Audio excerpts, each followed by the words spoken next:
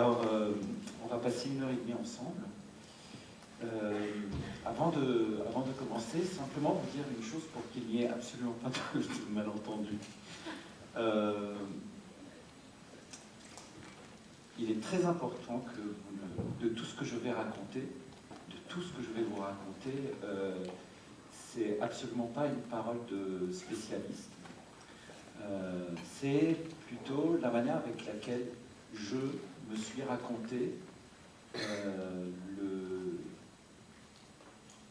les liens qui pouvaient exister entre ce que je lisais, que ce soit des tragédies grecques, que ce soit dans l'Iliade et l'Odyssée, que ce soit dans les présocratiques ou les philosophes qui ont suivi, que ce soit dans les voyages multiples que j'ai pu faire en Grèce.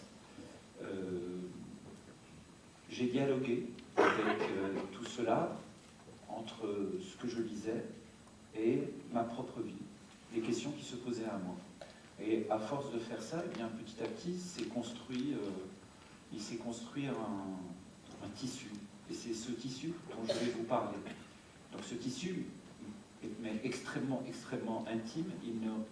C'est-à-dire qu'en sortant d'ici tout à l'heure, vous pourriez dire « Ah, je comprends mieux la manière avec laquelle Wajdi dialogue avec ces questions-là ».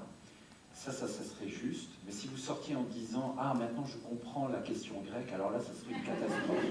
Vraiment. Parce que, je dis ça vraiment très simplement, c'est pas un excès d'humilité du tout. C'est simplement parce que, premièrement, je ne parle pas le grec. Je ne parle pas et encore moins le grec ancien.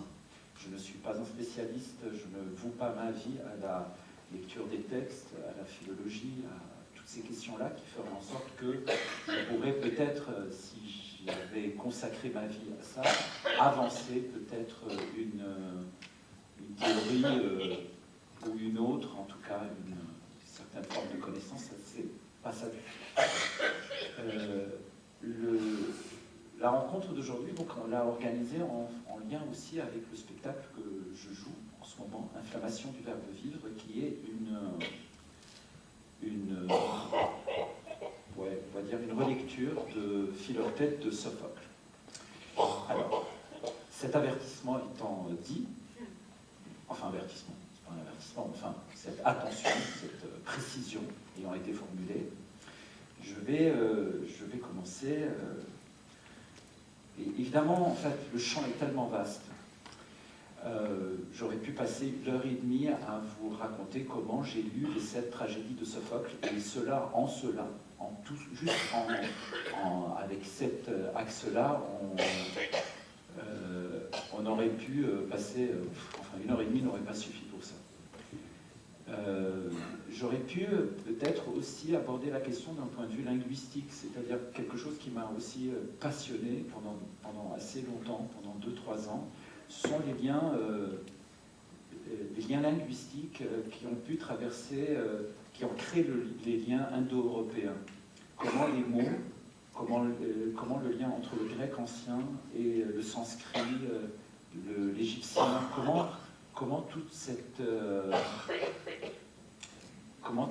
relation a pu s'établir linguistiquement. Ça aussi, nous aurions pu passer 1h30 là-dessus. Alors évidemment, je ne peux absolument pas aborder toutes ces questions dans un seul temps court. Donc je me suis dit que j'avais plutôt envie je me suis posé la question de quoi j'avais moins envie de parler, sur quoi j'avais envie de revenir pour moi-même. Et puis je me suis dit que j'avais envie de revenir un peu sur la question de la manière avec laquelle la question de la lumière est liée, c'est lié à la question de la vérité. La manière avec laquelle cette relation entre lumière et vérité, donc entre ce qu'on pourrait appeler la connaissance, a évolué, est apparue. Qu'est-ce qu'elle a supposé dans les relations, dans le lien envers les dieux, dans l'apparition de la démocratie, et de la démocratie jusqu'au théâtre. Comment ce lien-là, de ce qu'on peut appeler la connaissance, qu'est-ce que c'est, comment? C'est une vraie forêt. C'est une vraie forêt. Alors,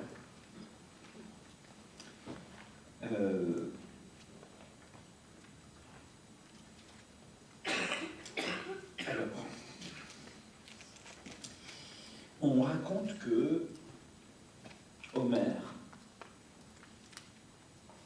est mort. Une des légendes de la mort d'Homère, et déjà on ne sait pas trop si Homère a existé, on ne sait même pas qui est Homère, enfin bon bref, mais ça n'a aucune importance. Il faut vraiment se mettre hors cadre historique, parce que on va davantage voyager dans des sphères plutôt métaphysiques, plutôt poétiques, plutôt dans une sphère qui ne peut absolument pas se prouver. Vous allez voir, je vais vous raconter des tas de choses qui sont davantage belles que peut-être vraies, et peut-être, on ne sait pas trop, mais en tout cas elles sont belles et elles peuvent ouvrir à des interprétations. Donc la mort d'Homère dit qu'il est arrivé à Délos. Et avant d'arriver à Délos, quelqu'un lui a dit « Fais attention à l'énigme que te poseront les jeunes ». Il arrive à Délos. Et il y a une bande de jeunes qui jouent, voilà, comme ça, au bord de... On peut imaginer la jetée de la mer. Et Homère, il entend le bruit des vagues, il est aveugle. Et il sent la présence, il leur dit « Alors, la pêche a été bonne ?» Et là, il rigole. Il rigole. Et là, ils lui posent une énigme. Ils lui disent la chose suivante. Ils lui disent « Eh bien, ce qu'on a attrapé, on l'a jeté, et ce qu'on n'a pas attrapé, on l'a gardé. » Et incapable de répondre à l'énigme, incapable de répondre à cette énigme, Homère meurt. Meurt. Et parce que, à cette époque, qui est très loin de l'époque de Sophocle, on est bien avant les philosophes, ne pas répondre à une énigme, c'est la mort. C'est la mort pour un sage. Un sage qui n'est pas capable de répondre à une énigme qui lui est posée, meurt, tout de suite. C'est un duel comme dans les westerns, c'est face à face, 2 pistolets, au lieu d'avoir des pistolets, c'est des énigmes. Je te lance une énigme, si tu ne réponds pas, tu meurs immédiatement. Alors, quelle était la réponse de cette énigme? Je ne vous la dirai pas, peut-être qu'on en parlera après, mais si jamais, voilà, ils lui disent ça, ils lui disent ce qu'on a attrapé, on l'a jeté, et ce qu'on n'a pas attrapé, on l'a gardé. Incapable de répondre, il meurt sur place. Alors, à quoi renvoie ça, cette énigme? Ça renvoie quand même à quelque chose de très important. On retrouve cette idée de l'énigme continuellement dans le monde grec. Par exemple, une chose que la plupart d'entre vous connaissez, c'est la sphinge. La sphinge, ce monstre ailé. Pourquoi la sphinge est horrible? Pourquoi est-ce qu'elle est horrible? Pourquoi, dans Oedipe Roi, par exemple, Oedipe, à un moment donné, dit à Tirésias qui vient lui dire à ta place, je me méfierais parce que de l'enquête que tu vas mener. Moi, à ta place, je n'irai pas au bout de l'enquête. Oedipe se fâche. Il se fâche. Quoi? Tu veux pas sauver la cité, etc. Il dit, et toi d'ailleurs, j'ai une question que j'ai voulu te poser depuis très longtemps. Quand la Sphinx était là et qu'elle posait ses énigmes, toi, Tirésias, le grand devin, comment ça se fait que toi, tu n'as pas réussi à résoudre l'énigme, alors que moi, le premier passant, j'arrive et hop, d'un coup, je lui casse la figure et je sauve la cité. Et toi, tu dis que tu es un devin, mais tu n'es pas un devin, tu es un tricheur puisque tu n'as pas été capable de répondre à la Sphinx. C'est très juste. Comment ça se fait que Tirésias n'a pas résolu l'énigme? Comment ça se fait? Eh bien, tout simplement parce que la Sphinx ne lui posait pas la question. C'est super important, c'est-à-dire que le Sphinx, à qui elle s'adressait? La Sphinx s'adressait à nous, à des non-sages. D'où son caractère vicieux. Caractère vicieux, c'est, si vous voulez, c'est imaginez une situation complètement loufoque, mais ça va vous permettre de comprendre. Imaginez que voilà, je sais pas, un fou furieux arrive à la tête de la cité ici à Paris, et puis il dit voilà, mettons l'armée, voilà, on n'a pas le choix, et ils attrapent, ils attrapent Roger Federer, ils le mettent ici, ils font un terrain de tennis. Et chacun d'entre nous, nous devons combattre Roger Federer au tennis.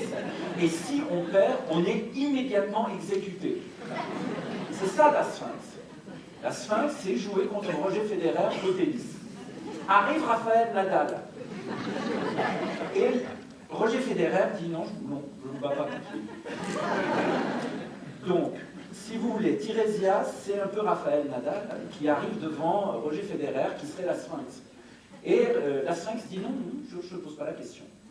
Alors que précisément, un sage ne pose une énigme qu'à un sage.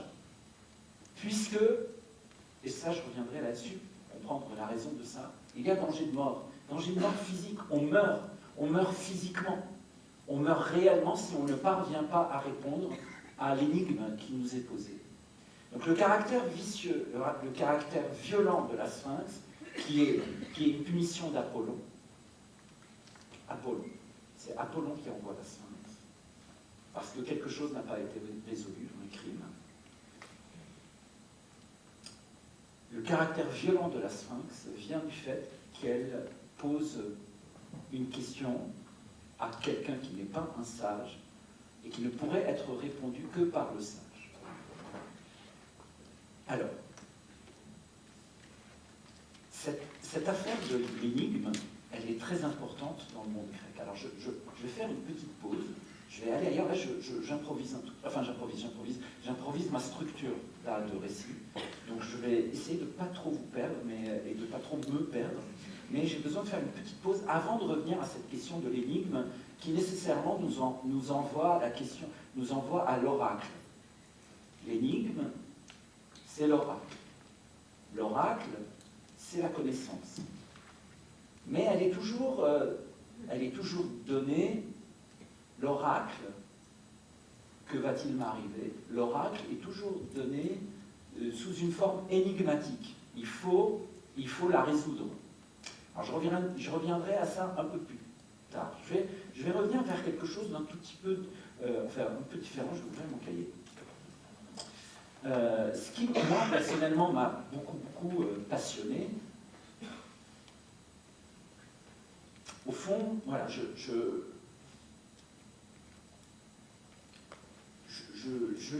suis en train de lire, je commence par lire l'Iliade et l'Odyssée, et je lis l'Iliade et l'Odyssée dans un contexte qui est le suivant.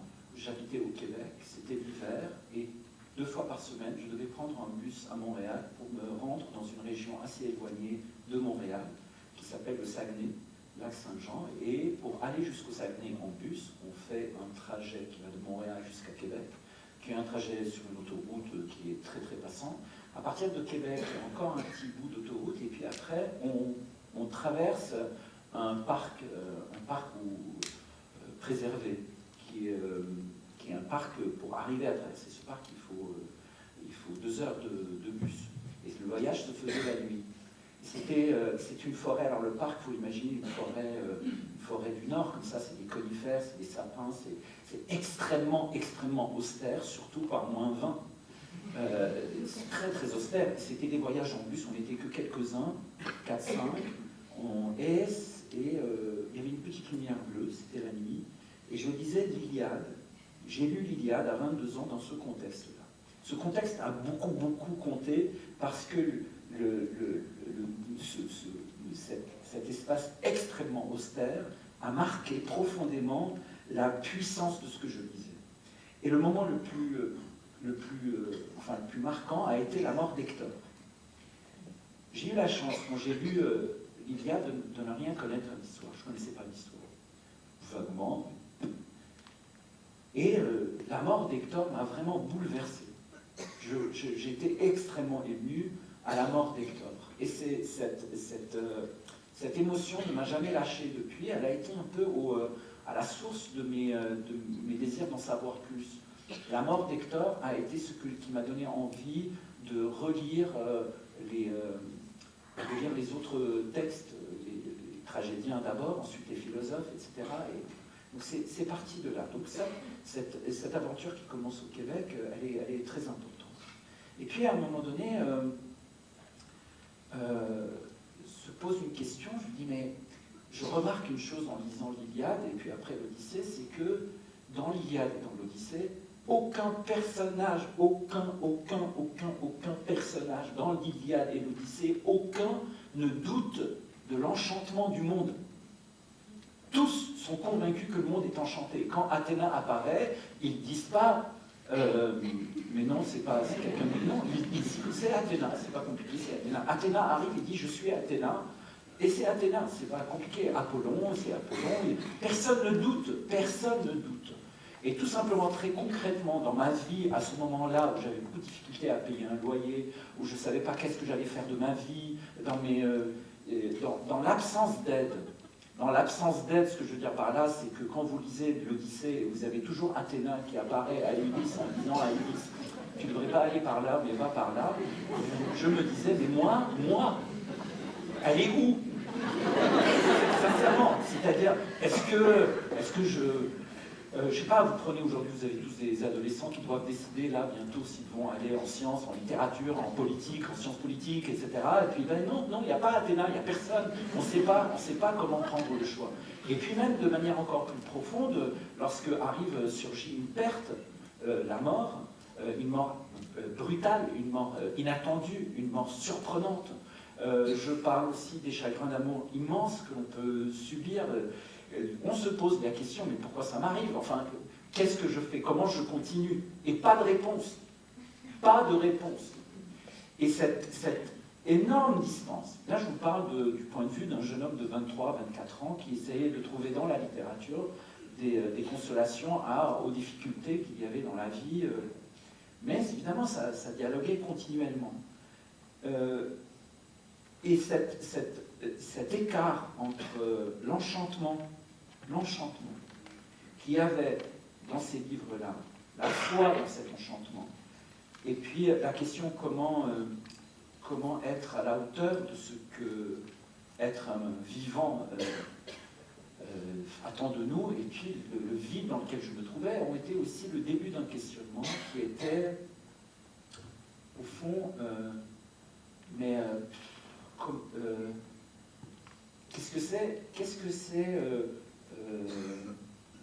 qu'est-ce que c'est mener une vie juste, bonne? C'était des phrases que j'avais lues lorsque je lisais des philosophes contemporains qui, en s'appuyant sur des philosophes grecs, en premier lieu, je pense à Yann Patočka, qui a dans un texte qui s'appelle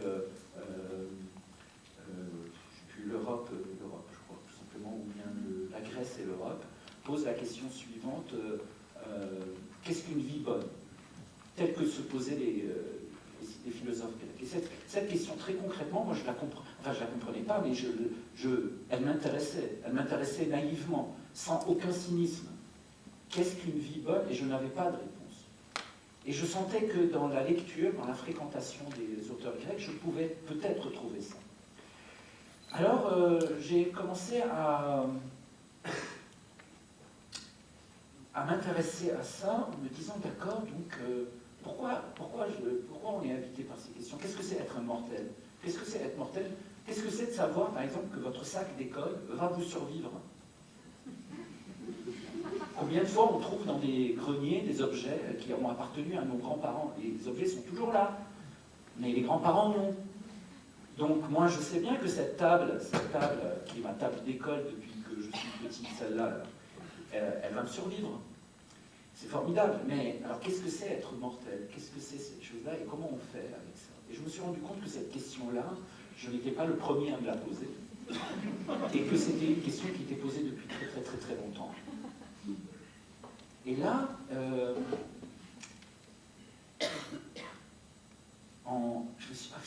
me suis dit, les Grecs, j'arrivais à trouver ces réponses, ces questionnements à droite et à gauche dans une lecture un tout petit peu désordonnée que je faisais, mais je me suis rendu compte que une des manières avec laquelle les Grecs ont tenté de répondre à cette question, de trouver une solution à la souffrance, à la douleur, le non-sens, la chute, le désenchantement, les douleurs, voilà, cette trajectoire-là, ils l'ont trouvée par, on va dire, la démocratie.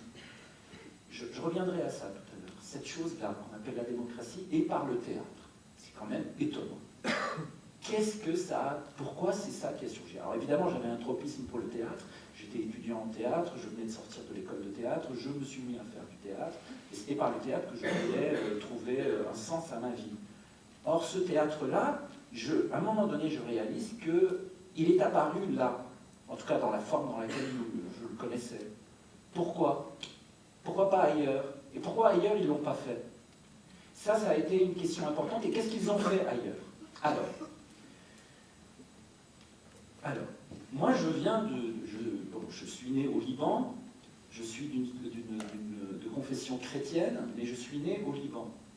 Donc, j'ai quelque chose qui est à la fois, je suis à la fois oriental et occidental. Et dans cette région, qui était la région de la guerre civile libanaise, qui m'a vu grandir, nécessairement, les questions, j'étais sensible à la lecture de la Bible, que ce soit dans l'Ancien Testament ou dans le Nouveau Testament, et donc sensible aussi à l'histoire hébraïque, on va dire, qui m'était diffusée non pas directement par la culture juive, évidemment, je dis évidemment parce que je suis chrétien, et surtout que pendant la guerre civile libanaise, la question juive est devenue rapidement une question problématique, etc. Donc c'est pas par cette voie-là qu'elle m'est arrivée, mais elle m'est arrivée par les lectures de l'Ancien Testament. Et là, je me suis dit, ok, d'accord, donc qu'est-ce qui correspond à quoi? Alors, je me rends compte que, par exemple, quand on parle de l'Exode, la sortie d'Égypte, eh bien, la sortie d'Égypte correspond à peu près, historiquement, plus ou moins, c'est vraiment, il faut prendre ça avec des pincettes, mais plus ou moins, c'est la guerre de Troie. C'est-à-dire que, pendant que vous avez une tribu, un peuple, plus une tribu, puisque, bon, avant c'était une tribu, après c'est un peuple, vous avez un peuple qui sort de l'esclavage et qui va faire une traversée d'un désert où va lui être donné les livres de la loi. Les livres de la loi vont lui être donnés, là on est en 1300 avant Jésus-Christ, à peu près. Eh bien, pendant ce temps, à Troie, il y avait une guerre qui va donner naissance à ce livre que je vais lire bien des années plus tard, à ce chant, l'Iliade et l'Odyssée, qui est un espace, qui n'est pas un espace de la loi. L'Iliade et l'Odyssée, c'est pas la loi. C'est pas tu ne tueras pas, tu ne voleras pas, ça se dirait pas, mais bon, tu ne voleras pas, etc., tu croiras en un Dieu, bon, il n'y avait pas ça. Et cette chose-là, pour moi, elle a été déjà une clé importante de me dire, ah tiens, c'est marrant, là, eux, à la question de la souffrance de la vie, ils ont répondu par la loi, par le livre. Ils disent, tu veux mener une vie bonne, ne tue pas, ne vole pas, 10. Bon. Et puis articule tout autour de l'écrit, du livre, et il n'y a qu'un Dieu. Et soumets-toi à ça. Enfin voilà, c'est pas compliqué. Et puis après, chaque loi elle-même était diffractée en plusieurs lois, ce qui fait que, on se retrouve avec un livre qui est le Deutéronome, qui est un livre fait de lois. Tout est légiféré. Et là, c'est un Dieu qui est parfait.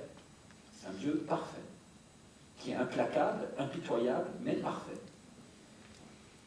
Et en même temps, pas loin, en avion, ça fait 1 heure. Hein. C'est vrai, vous faites Tel Aviv, Athènes, c'est 1 heure à peu près, 1h30, c'est pas loin. Mais d'un côté, c'est une polyphonie de Dieu, qui ont tous des liens les uns avec les autres.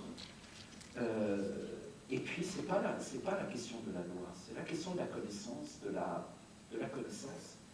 la mesure. S'il y a une loi qu'on trouve dans l'Iliade et l'Odyssée, c'est la loi de la mesure.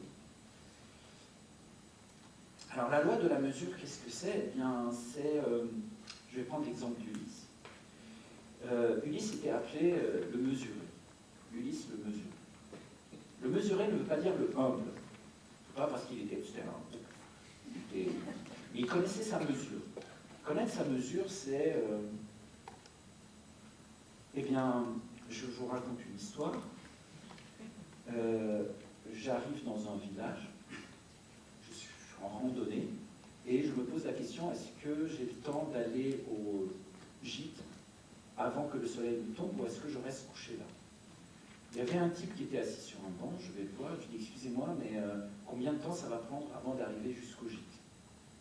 Il me dit je ne sais pas, j'en sais rien. Puis, ah, d'accord, j'y mets à peu près, du haut, non j'en sais rien. Il dit très bien, bon bah merci, je me dis bon bah je vais y aller quand même, alors je me mets à marcher, et puis au bout de 20 mètres, il m'appelle, il me dit venez. Il me dit une demi-heure. Et là, il me dit, bah oui, il fallait que je voie à quel rythme vous marchiez. Il avait raison. Ben, la mesure, c'est un peu ça. C'est-à-dire, vous partez d'un endroit, vous partez de chez vous pour venir à la colline. Comment faire pour ne pas arriver... Mettons, vous avez rendez-vous avec Athéna. Athéna vous donne rendez-vous au banc, là, à côté. Elle vous dit, et Athéna, c'est même pas ni celui qui se surestime, ni celui qui se sous-estime. C'est-à-dire, elle n'aime pas ni l'imprudent, ni le trop prudent. Alors, Athéna, elle ne va pas être contente, ni si vous arrivez en avance, ni si vous arrivez en retard. Parce que si vous arrivez en avance, ça veut dire que vous faites preuve de trop de prudence. Et si vous arrivez en retard, vous faites preuve de négligence. Avec Athéna, il faut arriver pile poil à l'heure. Pile poil. C'est-à-dire, en d'autres termes, quand vous tirez à l'arc, une flèche qui n'est pas dans la cible, elle n'est pas dans la cible. Si elle est un peu à gauche, un peu à droite, elle est un peu à gauche ou elle est un peu à droite, elle n'est pas dedans. Comment donc être dans la cible de soi-même? Je vous donne un exemple tout bête qui est celui d'arriver à l'heure. Mais évidemment, vous pouvez décliner cet exemple bien longtemps, sur bien des choses, sur bien d'autres choses, sur à peu près tout ce qui constitue notre vie. Comment connaître sa mesure? Or, la mesure, nous sommes des êtres vivants qui évoluons, donc la mesure évolue. Notre mesure évolue. Un enfant ne peut pas porter une charge qu'un adulte peut porter. Comment l'humain va dire à quelqu'un qui lui dit « Est-ce que tu peux porter ma valise ?» Comment dire « oui » ou dire « non » avant de le faire? Donc, en d'autres termes, qu'est-ce que c'est que ça? Quelle est sa mesure? Ulysse arrive dans le monde des sirènes et il dit à ses marins « attachez-moi ». Les sirènes lui disent « tu exagères, franchement, tu n'es pas capable de résister quoi, à l'appel des sirènes ». Il dit « non, moi je ne suis pas capable. Donc, vous m'attachez s'il vous plaît. » C'est un héros, hein. C'est un héros, il faut faire preuve de beaucoup quand même. Ça peut, comment dire, il peut perdre beaucoup l'appréciation de ces hommes, de certains de ces hommes, qui peuvent dire quand même, il n'est pas capable de résister à l'appel des sirènes. Il sait qu'il ne peut pas. Il connaît sa mesure. Et c'est la connaissance de sa mesure, ce que je peux, ce que je ne peux pas, ce que je ne pouvais pas, ce que je peux aujourd'hui, ce que je peux aujourd'hui, que je ne peux plus, ce que je pouvais hier, que je ne peux plus aujourd'hui, pour le dire très vite. Alors cette question de la mesure, évidemment, elle renvoie de nouveau à la question de la connaissance. On retrouve cette phrase « connais-toi toi-même »,« connais-toi toi-même ». Mais qu'est-ce que ça veut dire? Inscrite non pas sur le temple d'Esculapius, qui était le dieu de la médecine, on le retrouve sur le temple de Delphes, qui est le lieu de l'oracle. Connais-toi toi-même n'est pas une invitation à la psychanalyse. Connais-toi toi-même n'est pas une invitation à l'introspection pour se soigner. C'est pas pour se soigner. C'est pas je suis malade, j'ai besoin de. Je me sens. Non. Connais-toi toi-même, c'est n'oublie pas que tu es mortel, n'oublie pas, ne te prends pas pour un dieu. Ça, je reviendrai tout à l'heure là-dessus si j'ai le temps en vous parlant d'Ajax. Ne te prends pas pour un dieu. Tu n'es pas un dieu, tu es un mortel. Connais ta mesure, connais-toi toi-même. Et toi qui entres dans le temple de la connaissance, fais attention, fais gaffe. Ça, pourquoi fais gaffe, j'y reviendrai un peu après. Donc, voilà, et juste pour vous donner une autre, à peu près un autre cadre comme ça de comparaison, la construction du temple de Salomon arrive, donc là, l'Exode et puis la guerre de Troie, on est à peu près, à quelques années près, vers 1300 avant Jésus. La construction du temple de Salomon, on est en 800 à peu près, avant Jésus-Christ, et ça correspond à la période classique. L'alphabet arrive en Grèce. Alors, comment l'alphabet arrive en Grèce? Là aussi, c'est une histoire. C'est une histoire. Alors l'histoire, je vous raconte. Alors là, ça me concernait vraiment. Vraiment. Alors, on est à Sidon. On est à Sidon, c'est au Liban. Et Sidon, j'allais pique-niquer là quand j'étais petit. Avec mes parents, nous allions à Sidon. Parce que c'est très très beau. Plus maintenant, mais c'était très très beau. Sidon. Il y a une jeune fille qui joue avec ses copines, ils sont au bord de la mer, etc. Ils sont en train de jouer.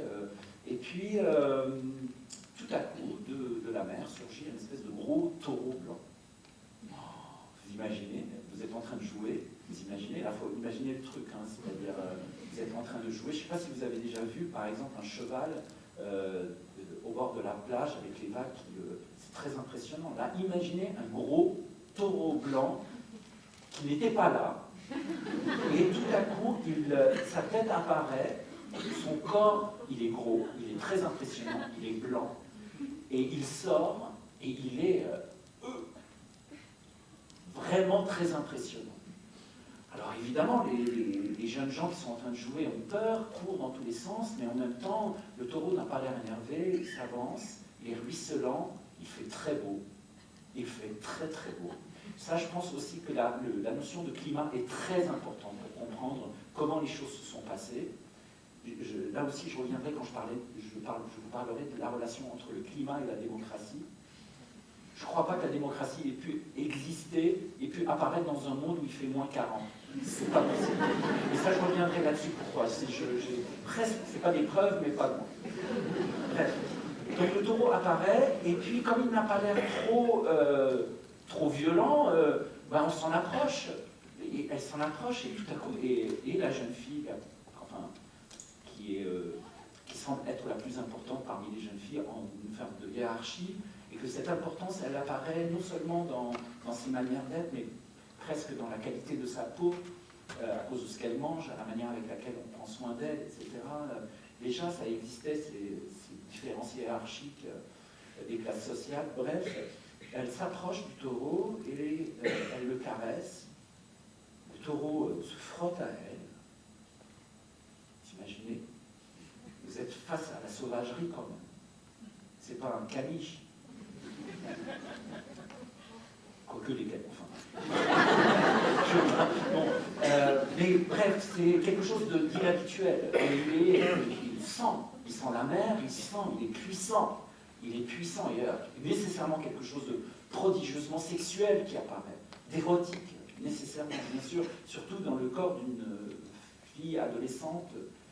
Et c'est plus fort qu'elle, elle monte sur lui, et lui, bien, il retourne vers la mer et il s'enfonce dans la mer. Elle a peut-être peur, elle a sans doute peur, elle veut descendre, mais elle n'y arrive pas. Et là, vite, elle n'a plus pied. Et le taureau s'en va, et il nage. Et voilà que le vent se met à souffler. Et le vent qui souffle semble être un vent métaphysique. C'est comme les vents des peintures, c'est comme les lumières, c'est comme dans les tableaux de Rembrandt. Parfois, vous avez une lumière qui arrive, ça ne vient pas d'une fenêtre. C'est une lumière métaphysique, c'est une lumière surnaturelle qui est là. Le vent est pareil, c'est un vent divin, c'est Boré qui souffle, qui accompagne. Et ce taureau s'avère être donc Zeus lui-même en personne, qui est venu rapter une Asiatique. C'est Europe. Europe est asiatique, ça c'est vraiment... Alors, Europe est asiatique. Et il amène où Zeus? Il amène... Alors, qui voit ça? C'est le père, le roi. Il s'appelle Agénor, il est à la fenêtre et il voit ça. Il la voit partir, il la voit, il comprend, c'est fini. À partir de ce moment-là, si vous voulez, et puis peut-être depuis avant le rapt d'Europe par Zeus, déjà, entre l'Asie et cette terre d'en face qui n'avait pas de nom, il y avait déjà pas mal de rapts, et c'est toujours des femmes qu'on kidnappait. On kidnappait des femmes. Alors Europe venait kidnapper une femme, l'Asie venait kidnapper une femme du côté de cette terre d'en face, et puis parfois des gens débarquaient de cette terre d'en face, foutaient le bazar, et puis prenaient les femmes et les ramenaient ailleurs. C'est une histoire très ancienne. La plus célèbre, évidemment, c'est lorsque Asie a volé une femme à la terre d'en face qui s'appelle Hélène. Mais Hélène n'est pas la première femme à être enlevée. Europe avant elle, puis bien d'autres avant elle. Mais là, c'est quand même pas rien. Europe est enlevée vers la terre d'en face. Agénor rassemble ses fils et il leur dit, vous allez chercher votre sœur, chacun dans une direction. Et le plus jeune, le plus petit, qui s'appelle Cadmos, il dit, toi tu iras vers ces terres en face, et tu essaieras de trouver. Alors Cadmos va se rendre dans la terre en face, il va chercher partout, il ne va pas trouver, évidemment, puisque entre-temps, ils sont arrivés en Crète, Zeus est arrivé en Crète avec Europe, et Europe va mettre au monde Pasiphae va mettre au monde le Minotaure. Je ne vais pas trop rentrer dans cette histoire parce que là vraiment ça serait immense, mais ce qui est très important c'est d'arriver au Minotaure. Et je reviendrai un peu pourquoi, parce qu'il y a un lien direct entre le Minotaure et Apollon. Et ça je reviendrai à ça. Donc Cadmos, il débarque dans cette terre d'en face, dans cette terre où sa sœur Europe a été enlevée. Donc c'est la terre où Europe a été enlevée, la terre où Europe a été enlevée, la terre où Europe, la terre d'Europe, Europe. Bon. Et il cherche partout sa sœur. Jusqu'au moment où il voit une femme qui tient un couteau dans la main, c'est Athéna. Il dit bonjour, je suis Athéna. Il dit salut Athéna, je cherche ma sœur. Vous voyez, parenthèse, il ne s'étonne pas. Il ne s'étonne pas. Il ne se dit pas vous voyez, nous, par exemple, là, si le rideau s'ouvrait et qu'on avait la Vierge Marie, on ne la croirait pas. Et si, d'aventure, c'est la Vierge Marie, on serait tous morts de frayeur. Le surnaturel nous terrasserait tous. Eux, non. Bonjour, je suis Athéna. Salut Athéna, je cherche ma sœur. Elle dit, arrête de chercher ta sœur. Arrête. Ce que tu vas faire, tu vas continuer ton chemin. Et bientôt, tu vas trouver un troupeau de bovins. Vous verrez, les taureaux, les génisses, il y en a plein dans la tragédie grecque, bref. Et elle lui dit, il y en a une qui va s'échapper, tu la suis. Et là où elle va s'arrêter, tu vas fonder une ville. Bien, oui. Et il dit, moi, je suis un étranger. Il dit, t'occupe, fais ça. Tu y vas, ça va pas être facile, mais tu vas fonder une ville. Et il faut que ça soit une ville qui est la ville ouverte vers l'autre, vers l'étranger. Bon, c'est moi qui invente un peu, mais c'est pas grave. Il y va. Alors il y va, et là, troupeau, génisse qui s'enfuit, il suit la génisse part, à un moment donné elle n'en peut plus, elle s'écrase. Et là il dit, bon ben, là je dois fonder une ville. Et évidemment il y a des gens qui habitent dans ce lieu. Alors il y en a qui sont d'accord et d'autres qui ne sont pas d'accord. Gros combat, attaque, guerre civile. Guerre civile entre ceux qui sont pour l'étranger qui veut fonder une ville. Vous vous rendez compte? L'étranger arrive, dit je vais fonder une ville. Une partie des autochtones disent bonne idée. Je veux dire, ramenez ça aujourd'hui, et c'est vraiment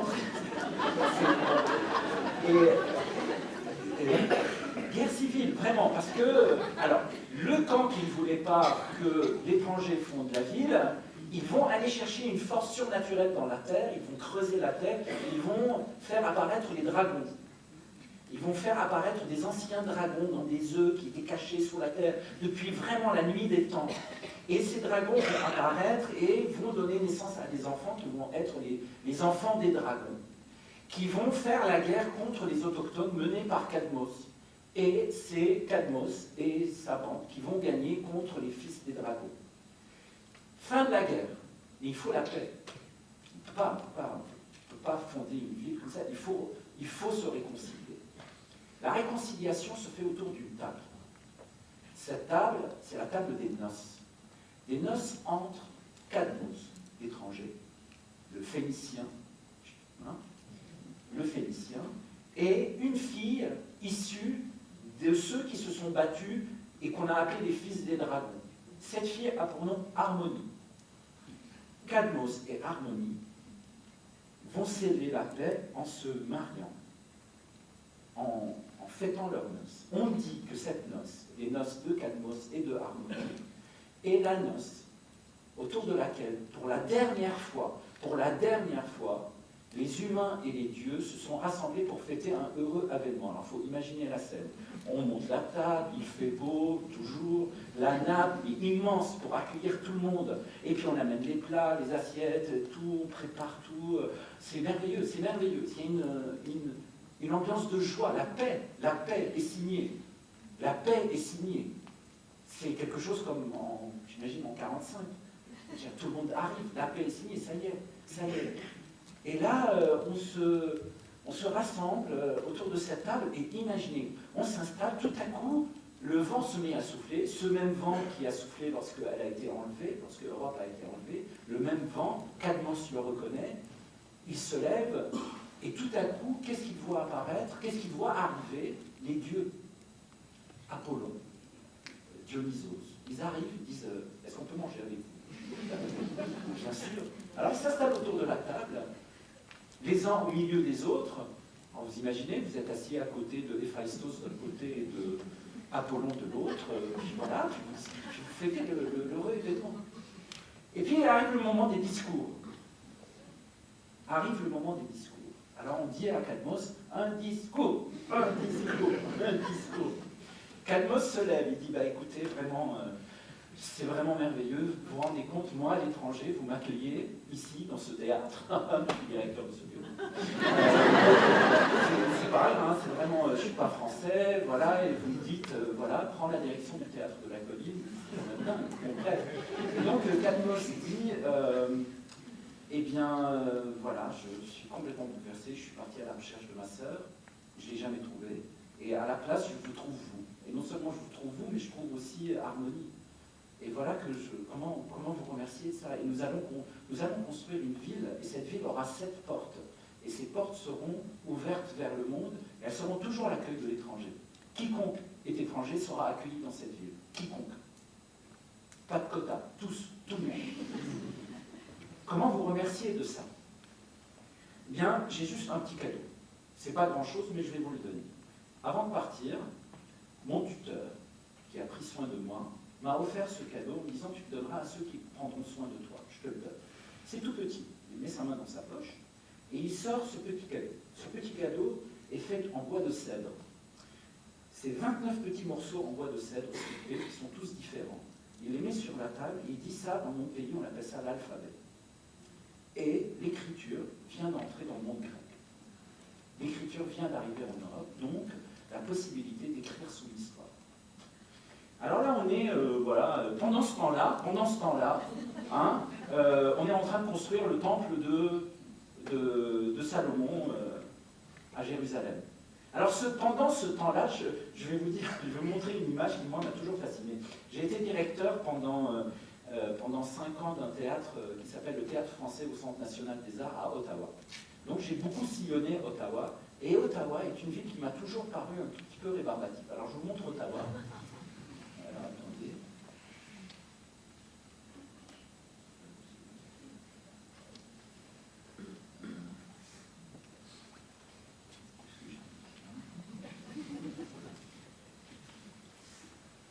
Alors, voici Ottawa. Alors, vous voyez ça?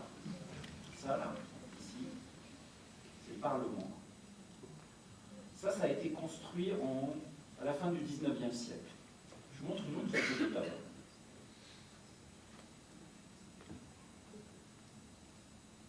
On ne voit pas bien, mais bon, voilà. Alors ça aussi, c'est le château Laurier. Ça c'est un château, si vous avez des sous, vous allez, c'est un hôtel. Alors vous voyez derrière le parc, voilà, ça c'est l'architecture d'Ottawa. Alors, ça, pendant qu'ils étaient en train de construire ça, les gens d'Ottawa, donc à la fin du 19e, début du 20e siècle, vous voyez ça veut dire qu'il y a quelqu'un qui a fait des plans, dessiné des plans, il a dit nous on va construire ça, ça c'est bien, ça c'est moderne. Et bien, à New York, ils construisaient en même temps, ils construisaient ça. C'est-à-dire ça, l'Empire State Building. En même temps. Et ce en même temps m'a toujours fasciné. Qu'est-ce qui décide une cité d'aller dans une direction et qu'en même temps, une autre cité pas loin, entre Ottawa et New York, c'est aller 300 km, un peu plus de 400 km, j'en sais rien. Mais c'est pas loin du tout. Il y a une petite frontière qui sépare. C'est la même langue, ils parlent la même langue, ils parlent l'anglais. etc. Alors, évidemment, ça s'explique, hein, l'indépendance américaine de l'autre, et puis Ottawa a été en grande partie formé par ceux qui ont fui l'indépendance américaine et qui ont voulu rester fidèles à la reine et qui sont partis au nord pour se retrouver du côté canadien. Donc, en aucun cas, et donc à Ottawa, ils ont voulu reconstruire quelque chose qui pouvait témoigner de la fidélité des Canadiens envers la reine. On se retrouve à construire une espèce de Édimbourg. Pour ceux qui ont été à Édimbourg, quand ils viennent à Ottawa, ils disent mais Édimbourg, quoi, vraiment. Alors, c'était un petit crochet pour vous dire aussi comment, d'une certaine façon, parce que je vous rappelle toute cette période où on se rencontre, c'est simplement vous dire aussi comment les choses se construisent dans ma tête, comment en passant d'une lecture là, tout à coup je comprends une architecture dans laquelle je suis en train de vivre au fond. Et puis ça, je m'étais fait cette réflexion entre Ottawa et New York, alors que j'étais en train de me dire, c'est quand même dingue, d'un côté ils écrivent le livre de la loi, de l'autre côté ils sont en train de penser le théâtre, la démocratie, tout ça en même temps. Alors je reviens à l'écriture. Je reviens à l'écriture, à la notion d'écriture. Je reviens à la notion de l'écriture. Alors, là encore, pendant très longtemps, voici comment je comprenais la chose. Je comprenais la chose de la et que avant il y avait les présocratiques, qui étaient des gens qui étaient un peu flous, on ne sait pas trop ce que c'est, et qui, voilà, et puis ça s'est amélioré, ça s'est amélioré, ça s'est amélioré, et puis ensuite arrive Platon. Bon, et à partir de Platon, là c'est devenu vraiment bien, et puis après Platon, Aristote, et puis Saint-Augustin, et puis etc., jusqu'à Lévinas, et tout, et tout. Donc, si vous voulez, je faisais une confusion. Je faisais une confusion dans la... Comment dire? J'ai fini par croire que la chronologie de ce qu'on appelle la philosophie était la même que la chronologie de ce qu'on appelle la technologie. Voilà, on découvre la roue, après on découvre le train, puis après le moteur, puis ensuite tac, tac, tac, puis aujourd'hui il y a des ordinateurs, il y a des téléphones, bon. Donc pour moi je pensais que c'était la même chose, c'est-à-dire que technologiquement parlant, Lévinas c'est beaucoup plus puissant que Parménide.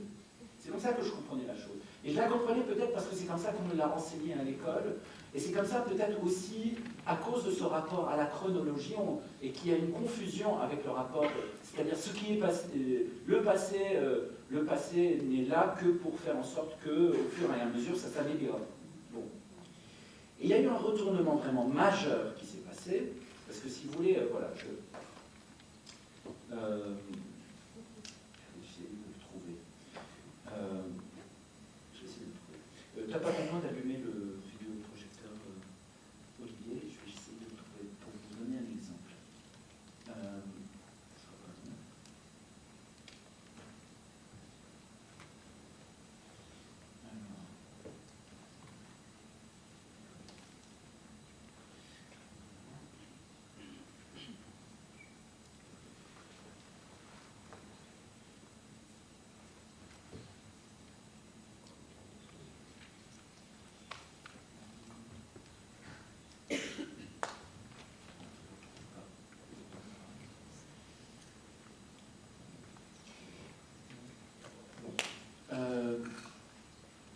Si vous voulez, les présocratiques, alors bon, voilà, ça commence, grosso modo, on a Thalès de Milet, qui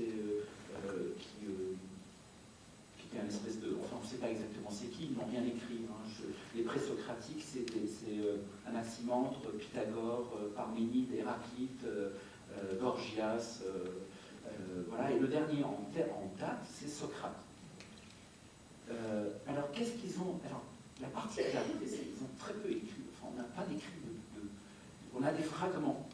On a quelqu'un a entendu dire que, comme disait Héraclite, mais ils n'écrivaient pas.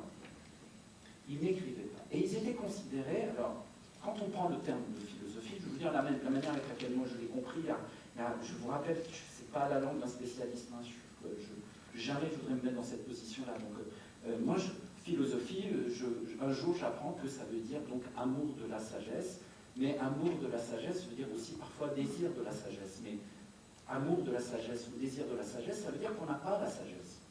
Quand on désire quelque chose, c'est qu'on ne l'a pas. Et si Platon est un philosophe, c'est que Platon précisément se tourne avec une sorte d'envie, il se tourne avec une sorte de mélancolie, de nostalgie, en se disant mais qu'est-ce qu'on a perdu pour ne plus avoir ça? Qu'est-ce qui s'est passé? Quelque chose s'est défait. Pourquoi maintenant faut-il écrire? Et tout à coup, de voir l'écriture non pas comme un saut qualitatif, mais voir l'écriture comme une sorte de dégradation. Quelque chose s'est dégradé de telle sorte que maintenant nous devons écrire. Avant, on n'en avait pas besoin. Avant, il y avait quelque chose qui faisait en sorte que l'écriture était comme une sorte de sténographie, quoi, en fait. Et là, quelque chose, quand j'ai lu le banquet, quelque chose m'est apparu avec une clarté, peut-être parce que je fais du théâtre, et que quand vous lisez le banquet, vous n'avez que les répliques. Et tout à coup, je me suis dit, mais en fait, imaginez que vous êtes autour d'une table, avec des amis très proches, et puis ça rigole, ça blague, vous mangez, et puis il y a des sujets très importants qui sont dites, et dans le coin, il y a un sténographe. Il prend en sténographie que les mots qui ont été dits, tout ce qui a été dit, et puis ensuite, cette sténographie-là, elle est donnée. Et puis un jour, quelqu'un le prend, lui dit « Ah ouais, j'y étais, je me souviens. Ah ouais, quand t'as dit ça, en fait, qu'est-ce qu'on a bien rigolé, etc. » Bon, mais un jour, tous ces gens-là meurent. Reste la sténographie. Mais elle est au centre d'une culture qui arrive encore à comprendre ces fameux moments, parce qu'on se souvient du salon, on se souvient comment c'était, etc.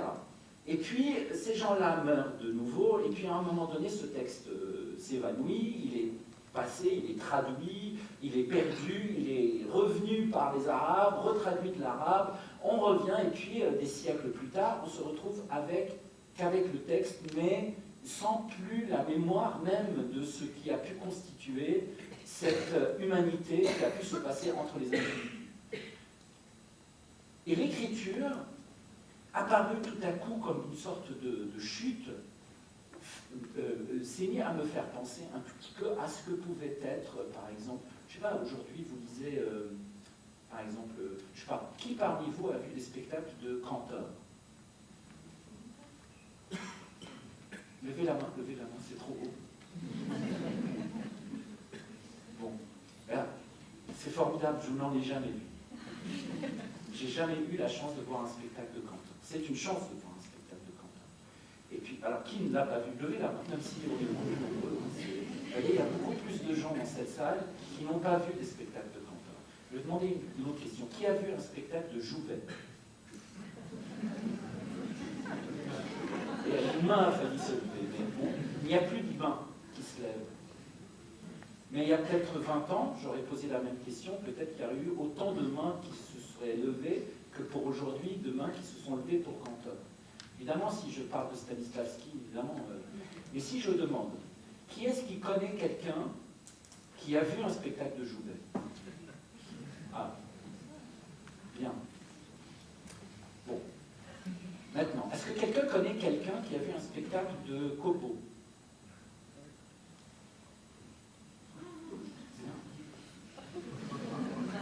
Voilà.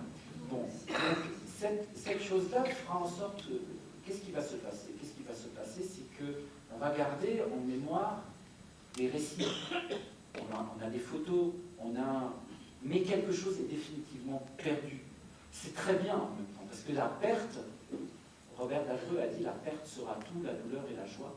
La perte aussi fait apparaître des compréhensions un peu comme, si vous voulez, comme si les spectacles de Copeau, les spectacles de ces grands artistes, jusqu'à Cantor, jusqu'à Chéreau, sont des spectacles qui ont créé des ondes comme une goutte qui tombe dans l'eau, et puis ensuite il y a une onde, et puis de l'autre côté, comme lorsqu'un bateau passe sur un lac, vous êtes en train de faire un château de sable, et puis vous ne savez pas d'où vient la vague, et la vague vient et défait votre château de sable, parce qu'au loin, il y a un bateau qui est passé.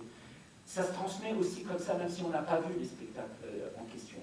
Bien, d'une certaine façon, pour le rapport que nous avons avec les présocratiques peut être vu aussi un peu comme un rapport comme celui-là. Ce n'est pas donc, pour moi en tout cas, pour moi, ça a été une compréhension très puissante lorsque je me suis rendu compte que ce n'est pas une évolution comme dans la technologie. Avant, c'était qu'on a découvert des choses de mieux en mieux, que Nietzsche par rapport à Kant, etc., que Kant par rapport à Descartes. Ça m'a permis de reconsidérer complètement mon rapport à ces textes-là, et surtout par rapport aux présocratiques. J'aurais aimé vous lire un extrait qui, pour moi, mais je le trouve pas. Voilà. Alors, parlant des sages, en parlant des sages, alors je vais aborder cette question parce que c'est pour moi la chose la plus importante. Parlant des sages, pour les sages, le maître Dieu, c'était Apollon. Alors pourquoi? Alors, je reviens un peu à... Je vous raconte mon histoire. On est Europe, Pasiphae, Ariane, le Minotaure, Phèdre, etc. On est en Crète. Et il y a cet enfant monstrueux qui est l'enfant taureau, le Minotaure. Alors, il faut faire quelque chose. Vous connaissez l'histoire, je vous la raconte rapidement, pour ceux peut-être qui ne la connaissent pas. Suite à une copulation un peu ratée entre Pasiphae et un taureau, elle a mis naissance à un enfant monstre. C'est vraiment intéressant parce que on sent la défaillance qui commence là. Avant copuler avec un taureau, ça allait quoi. Arrive Pasiphae, il faut faire un stratagème. Le stratagème, c'est on construit une vache en bois, on cache Pasiphae dans la vache en bois, le taureau arrive, il dit la jolie vache en bois, et puis ça donne naissance à un monstre. Donc ce rapport à la métamorphose, ce rapport à l'enchantement, il chute déjà. Ça ne marche plus. Et puis non seulement ça ne marche plus, mais ça donne naissance à un truc qu'on ne peut pas garder, c'est monstrueux. Alors qu'est-ce qu'on fait? C'est quand même un enfant, on l'aime bien et tout, on va quand même pas le tuer, alors on le garde, et on dit, il faut un architecte. Alors on dit à l'architecte, construis-nous une chambre d'où il ne peut pas sortir. Et c'est bon. Ah, j'ai un truc, je vais lui faire croire qu'il y a des portes partout, mais en fait, c'est pas des portes. Très bien. Dédale, lui, l'architecte s'appelle Dédale, et Dédale crée le Dédale. Il n'est pas encore un labyrinthe. Le Dédale va devenir un labyrinthe lorsque les Grecs arrivent. Et là, les Crétois, ils ressentent un truc qu'ils ne connaissaient pas. Parce que jusque-là, tout va bien, ok, t'as donné à manger au... Et là, je fais une parenthèse, mais juste vous dire que cette façon que j'ai de raconter les choses, c'est comme ça que moi que j'ai réussi à me les approprier, parce que c'est en les racontant de cette façon-là que j'arrive à me les approprier, même si après j'en fais des choses un peu plus sérieuses, mais sur le coup, j'ai besoin de me raconter les choses de manière aussi vernaculaire, ou enfin aussi... bref. Arrivent les Grecs, et les Grecs, ils font... Enfin, non, je ne sais pas comment ça s'est passé, mais j'imagine, les Grecs arrivent, ok, et il dit, oula, mais le Minotaure, j'ai dit, ah oui, le Minotaure, mais oui, mais ça va, oui, mais là, il y a le plafond, parce que le Dédale était démuni de plafond, il n'y avait pas de plafond. C'était assis, parce qu'en même, on ne peut pas lui cacher la lumière, c'est très important, j'essaierai d'y revenir là, avant de finir, c'est très important, on ne va pas lui cacher la lumière, donc c'était des murs très hauts, mais c'était à ciel ouvert, vous pouvez voir la lumière, c'était un Dédale. Ils disent, ouais, mais ils peuvent le voir, là, si jamais ils grimpent en haut des murs pour regarder, vous imaginez s'ils voyaient ça. Et les Crétois, donc cette génération mycénienne, elle va ressentir quelque chose qu'elle n'avait jamais ressenti jusqu'à présent, qui est la honte. La honte. Les Allemands, aujourd'hui, beaucoup ont honte. Parce qu'on va visiter les camps de concentration, les camps d'extermination. Aujourd'hui, les Allemands doivent gérer ça. Voilà, la honte. les Français, certains, par rapport à leur famille, parce qu'ils ont des histoires de famille un peu compliquées, soit par rapport à la collaboration, la guerre d'Algérie, certains ressentent une forme de pudeur. Eh bien, les Crétois, les Libanais n'en parlent pas, donc j'en parle, voilà, évidemment. Enfin, les Crétois, ils la ressentent à ce moment-là. Alors, ils créent le labyrinthe en mettant un plafond. Bon. Après, arrive un truc, bon, je passe rapidement, toujours est-il qu'à un moment donné arrive Thésée. Thésée est très joli, il est très beau, c'est un garçon vraiment formidable, il est beau, il est grand, et puis Thésée, comme ça, il arrive parce qu'à ce moment-là, la Crète, elle avait vraiment le dessus sur les Grecs, et puis dans une sorte d'entente, après une défaite subie par les Grecs, l'entente disait, alors je ne sais pas exactement les détails, mais en gros, il faut que les Grecs donnent de la chair à manger au Minotaure. Donc, tous les je ne sais pas combien de temps, on envoyait un groupe de 20 jeunes, 20 ou 30 ou 15, peu importe, bref, un groupe de jeunes personnes, des filles et des garçons, à être jetés dans le labyrinthe pour être dévorés par le Minotaure. Thésée en a marre. Thésée dit, moi j'y vais. Thésée y va, il arrive donc là, et bon, il descend du bateau, j'imagine, il est, voilà, et puis il se retourne pour regarder, tous les Crétois sont là pour le regarder. Il se retourne et paf, il voit Ariane. On dit que quand Ariane voit Thésée, le pire Crétois s'effondre. C'est le début de la fin, puisque elle va l'aider. Elle va l'aider non seulement à rentrer, mais pour tuer son propre son frère, et son demi-frère, pardon. Et puis, elle va l'aider surtout à ressortir avec le fil d'arbre. Bien. Je m'arrête à cet endroit dans cette histoire. Juste, je vous fais une petite parenthèse, parce que ça, c'est pour moi quelque chose qui m'a beaucoup passionné après. C'est que ce fameux fil d'Ariane, Ariane va se pendre, parce qu'elle va être abandonnée par Thésée et par Dionysos. Bon, bref.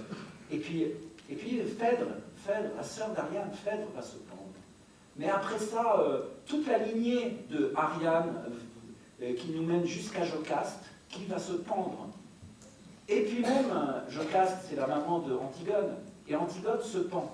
On peut très bien imaginer que le prix payé dans la mort du Minotaure, c'est cette pendaison de toute cette lignée de femmes qui se sont probablement toutes pendues avec la même corde, qui est ce fameux fil que Ariane a donné à Thésée, qui a permis à Thésée de rentrer et de sortir. Comme quoi, oui, c'est une victoire, mais la victoire sera toujours une défaite.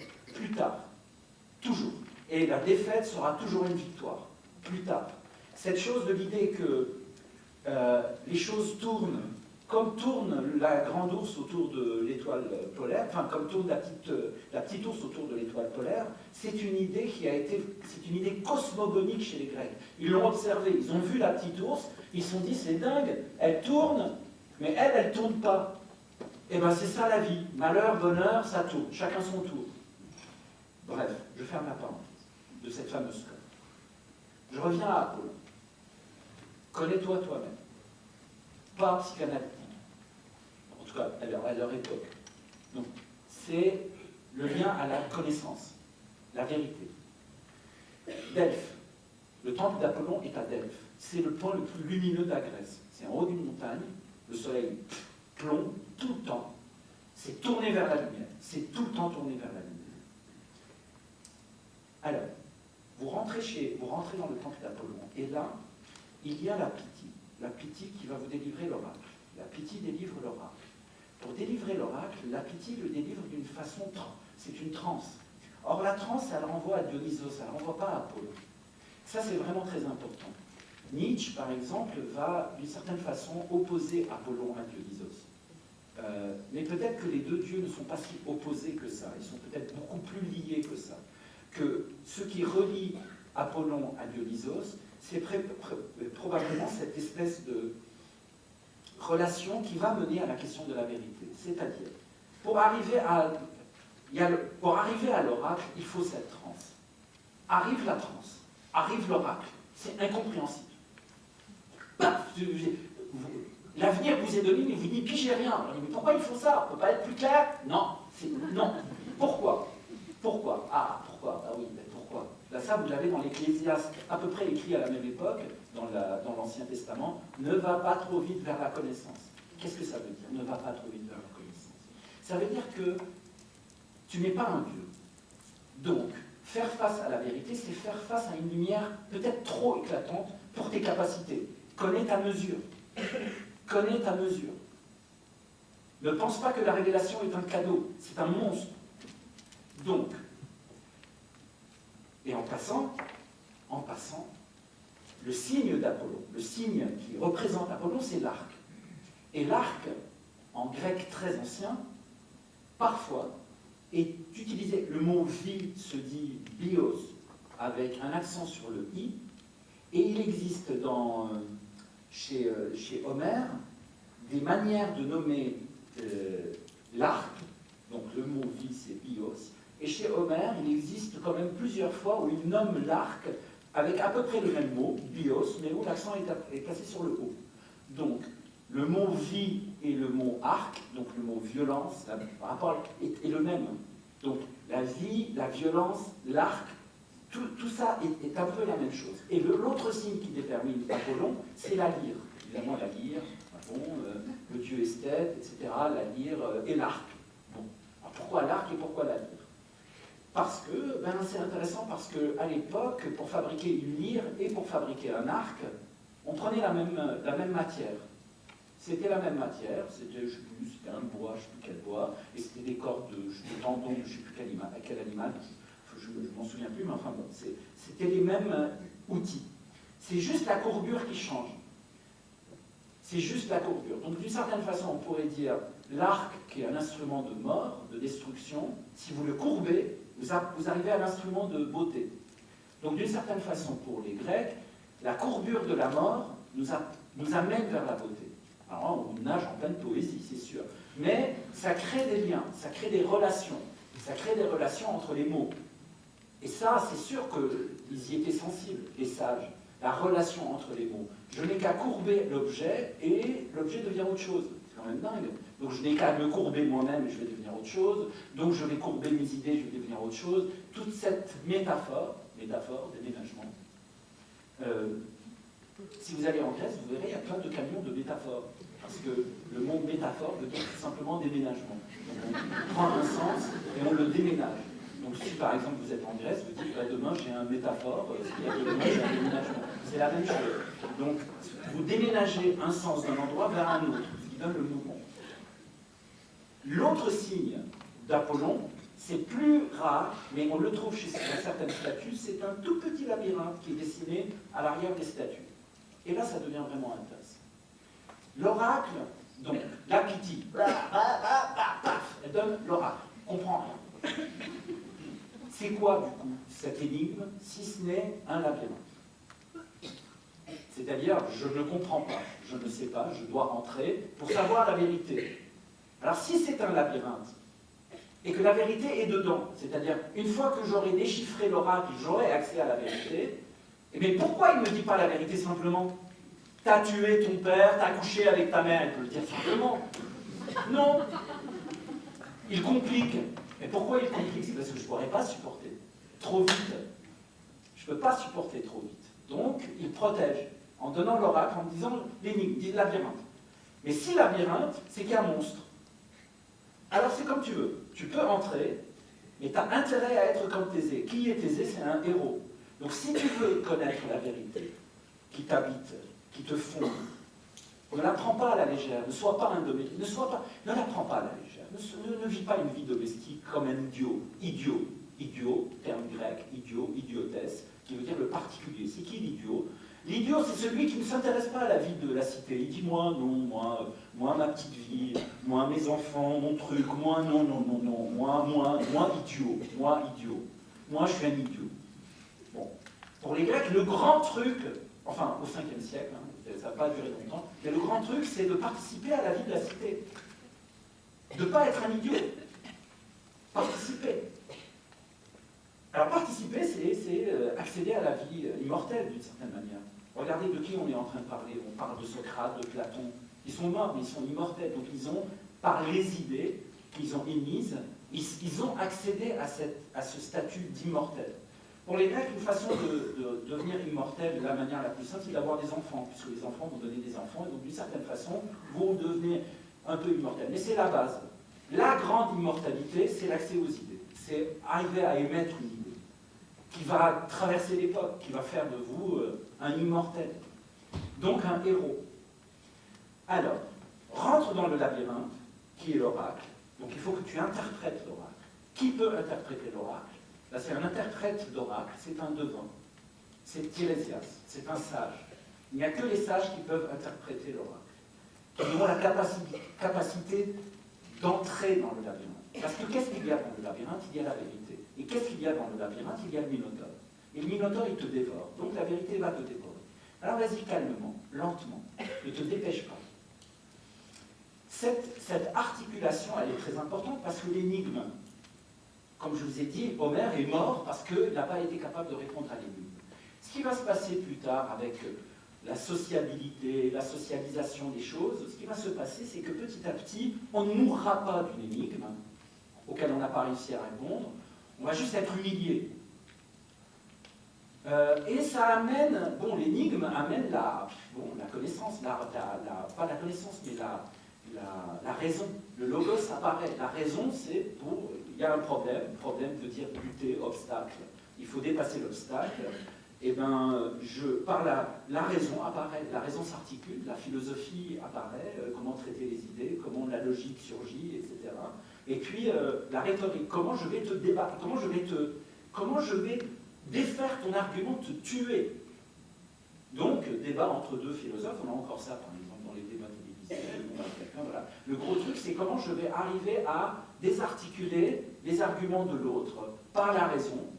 Maintenant, il n'y a plus mort humaine. On ne meurt pas vraiment physiquement, mais on est humilié. Des millions de téléspectateurs voient que machin a été démonté par l'autre qui a trouvé comment trouver la faille de son raisonnement et qui l'a défait. Alors, voilà. Donc, cette idée de la vérité, elle amène l'idée de la vitesse. Je vais finir là-dessus et après je vous montre.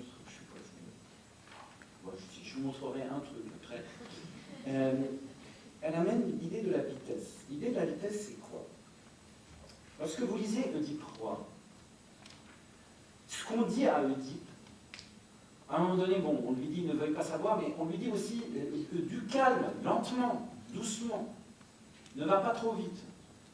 C'est une image que j'ai souvent utilisée parce qu'elle m'a, pour moi, énormément marqué, énormément. Elle a été très importante, elle m'a beaucoup appris de choses, même dans la vie de tous les jours. C'est que la révélation, elle est dangereuse. La révélation est dangereuse si elle arrive trop vite.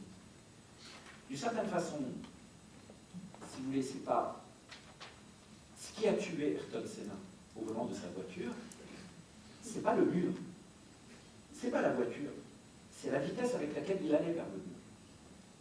Donc, il aurait roulé à 10 km/h, il ne serait pas mort. Il aurait pourtant eu le même mur dans la même voiture. Ce qui l'a tué, c'est la vitesse. Le rapport à la vérité, c'est un peu la même chose. On va dire que la vérité, c'est le mur, elle est immuable. Tu as tué ton père et tu couches avec ta mère. Voilà, c'est là. C'est la vitesse avec laquelle il y va qui lui crève les yeux. Donc ce rapport à la vitesse, ce rapport à la notion de révélation, moi, en tout cas, m'a beaucoup fondé dans ma vie et dans mon écriture. C'est-à-dire que la plupart des pièces que j'écris ne parlent que de cette idée de révélation, de comment arriver à la révélation dans le monde vidé de son enchantement en plus, c'est-à-dire où on ne croit plus à tout ça. Donc on y va, puisque tout ça n'existe pas, on y va. Mais comment on le paye après et comment on le regrette? Et cette révélation, c'est-à-dire ce point aveugle, on a tous un point, comme en voiture, vous roulez, vous avez un point aveugle. Si vous ne voulez pas faire d'accident, vous devez faire soit ça, soit regarder dans le rétroviseur, ou accélérer, ou vous devez soit accélérer, soit ralentir, pour ce qui est dans votre point d'aveugle sort du point aveugle. Donc ça, si ça c'est une métaphore, un déménagement de sens, si je reviens, qu'est-ce que ça veut dire dans ma vie? C'est-à-dire, qu'est-ce que je ne vois pas? Quel est ce point aveugle? Qu'est-ce que vous voyez de moi que je ne vois pas de moi en ce moment? Bon, Si vous me le dites tout d'un coup, je vais déprimer, hein, c'est sûr. C'est-à-dire comment arriver à le dire. Ce qui m'amène à dire tout simplement que quelqu'un, par exemple, moi, les gens qui me disent moi je ne peux pas mentir, ce sont les gens dont je me méfie terriblement. Parce que ça veut dire que je ne sais pas, je vais me faire tuer. Je ne peux pas mentir. Moi je préfère parler avec quelqu'un qui sait un peu mentir. Pour mon bien-être personnel. Donc vous voyez, je décline des choses énormes en des rapports très très simples, mais pour moi ces rapports très très simples sont très très importants. Qu'est-ce que c'est de dire la vérité à quelqu'un? Qu'est-ce que c'est? Comment on tue? Comment tuer par la vérité? C'est de tout ça dont il est question. Je vais finir par vous montrer un truc qui, alors je n'ai absolument pas du tout la certitude de la réalité ou pas, mais c'est quand même totalement énigmatique. Je vous le montre parce que ça montre aussi la relation qu'il faut toujours faire avec les dieux. Je n'ai pas du tout abordé cette question, mais c'est une chose importante. Quand je dis relation, c'est-à-dire Apollon, Dionysos, Athéna, Apollon, Athéna, etc. Toute la conjugaison, comment on conjugue les dieux ensemble est très important. Je vous le montre parce que... Alors, attendez. C'est là. Alors, tu peux mettre la vidéo, merci.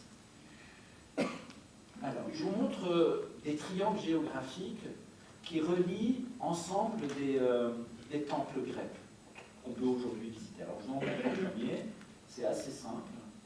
Alors ça, c'est le triangle qui relie le Parthénon, qui est là, au temple de Poséidon, qui est là, au temple de Aphéa, déesse de l'invisible, qui est là, et donc de Aphéa au Parthénon. Alors vous voyez ce triangle.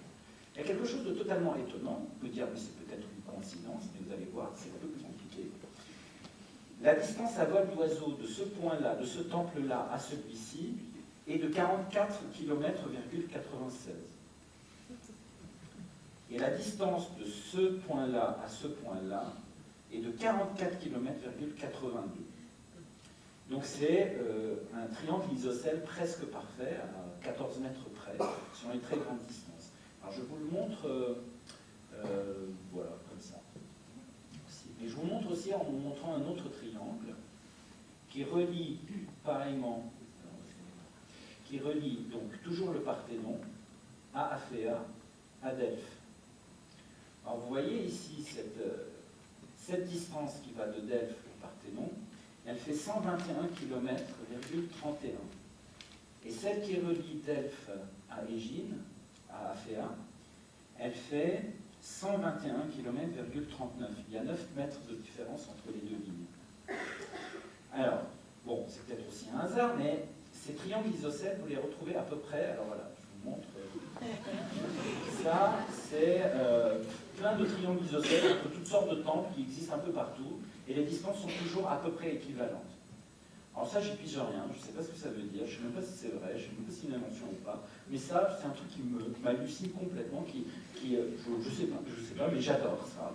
Parce que, je me dis, mais comment il faisait pour mesurer à vue d'oiseau? Puis les temples c'était des lieux plus anciens que les temples, parce que c'est des lieux géographiques absolument surprenants.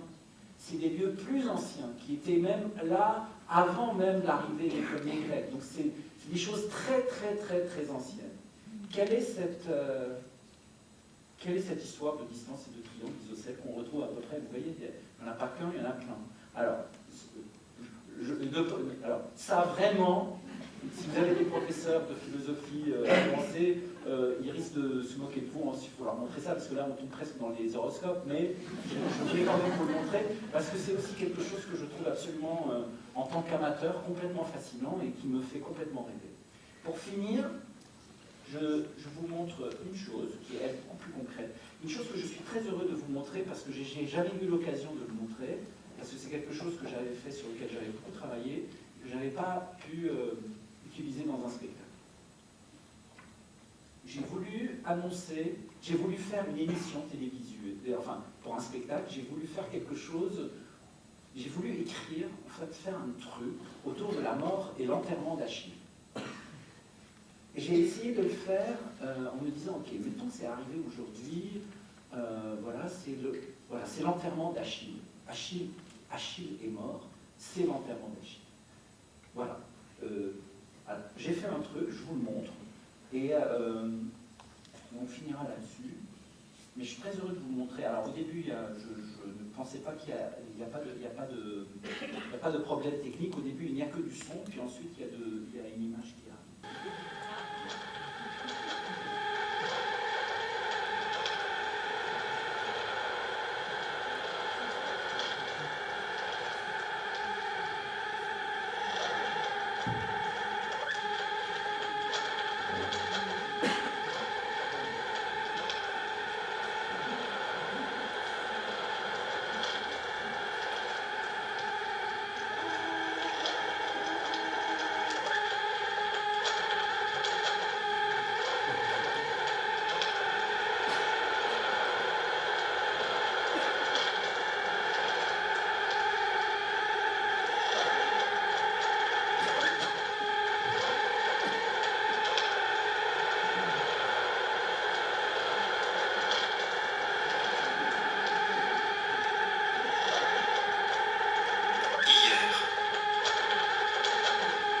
Achille,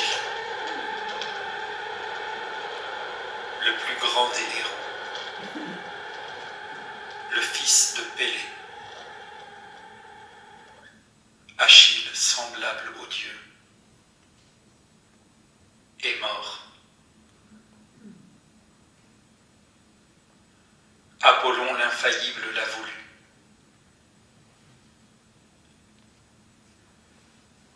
Ils sont là, les chefs des Grecs, et ils pleurent. Agamemnon, roi des rois. Ménélas, le sublime. Ulysse, l'ingénieux. Et Ajax, le rempart des Grecs, le plus fort après Achille. Ajax, qui pleure aussi sans se cacher. Ils sont là tous les Achéens qui ont défait la ville de Troie. Ils ont répété partout aux hommes qu'ils rencontraient, mais aussi aux bêtes, aux arbres et même aux rochers, qu'Achille, l'adolescent au sang d'or, est mort, et qu'avec lui est morte la légèreté et l'insouciance de la jeunesse. Ils l'ont répété, lançant un cri abyssal à tous les peuples de la Grèce. Pleurez, tremblez. La mort d'Achille se répétera dans le corps de chaque cité, dans le corps de chaque maison. Chaque cité, chaque maison, chaque époque, chaque civilisation inventera sa manière de rejouer le meurtre d'Achille en tuant sa propre jeunesse. Agamemnon, Ménélas, Ulysse, Ajax, pleure le plus grand d'entre eux,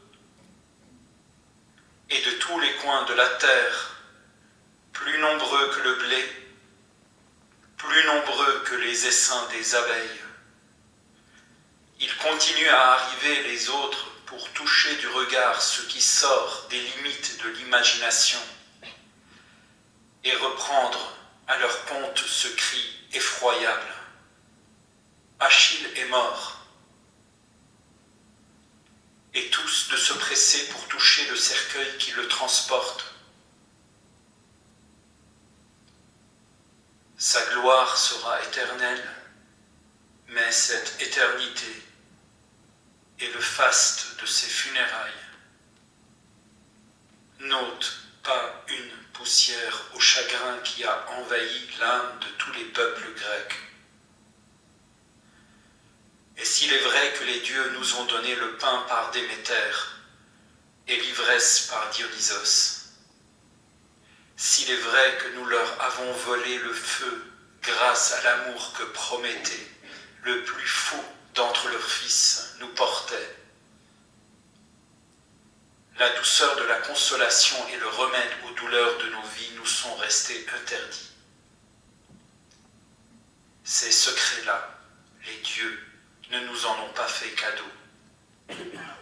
C'est pourquoi nous restons seuls au milieu du temps, sur sa course, pour brûler dans le feu qui nettoie le corps de celui qui était le meilleur parmi nous.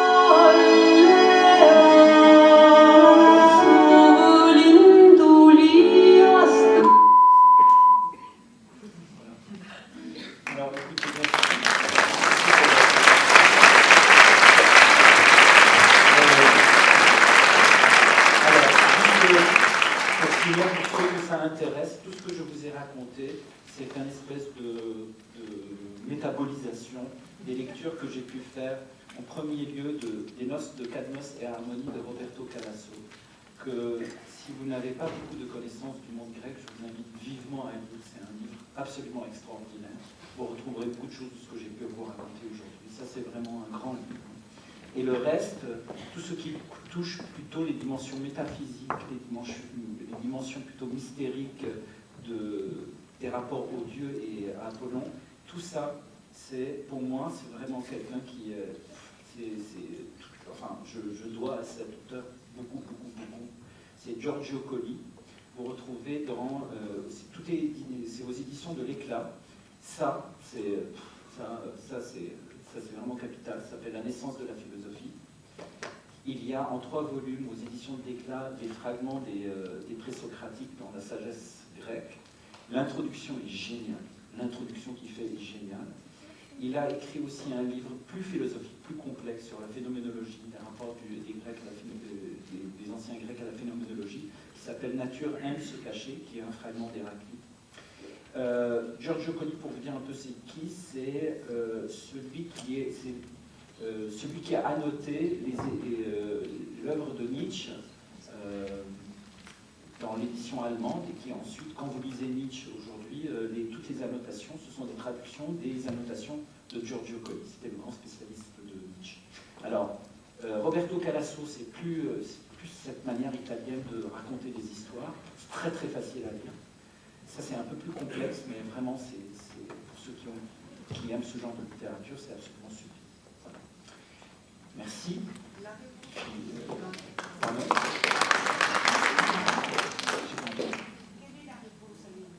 Ah, la réponse à l'énigme. Ah oui. Bon, ben, je vous la redis. Eh bien, ce que nous avons attrapé, nous les avons jetés. Ce que nous n'avons pas attrapé, nous les avons gardés. Est-ce que quelqu'un a une réponse? L'époux.